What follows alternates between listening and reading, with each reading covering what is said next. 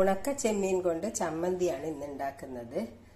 അതിന് ആദ്യം ഉണക്ക ചെമ്മീൻ എടുത്ത് നന്നായി കഴുകി ഇതുപോലെ ഒരു ഫ്രൈയിങ് പാനിലിട്ടിട്ട് നന്നായി വറുത്തെടുക്കുക.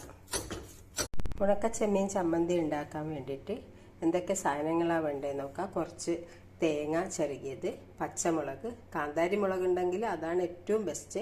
പിന്നെ കറിവേപ്പില, പച്ചമാങ്ങ ഒരു 2-3 കഷ്ണം മതി. പിന്നെ ആവശ്യത്തിന് ഉപ്പ്.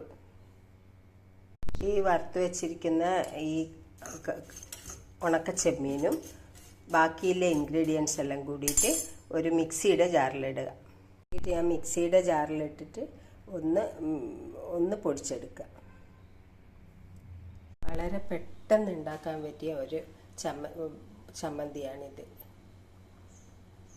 ഇതുണ്ടെങ്കിൽ ശരിക്കും ചോറിന് വേറെ കറിയൊന്നും വേണ്ട, അത്രയ്ക്ക് ടേസ്റ്റാണ്.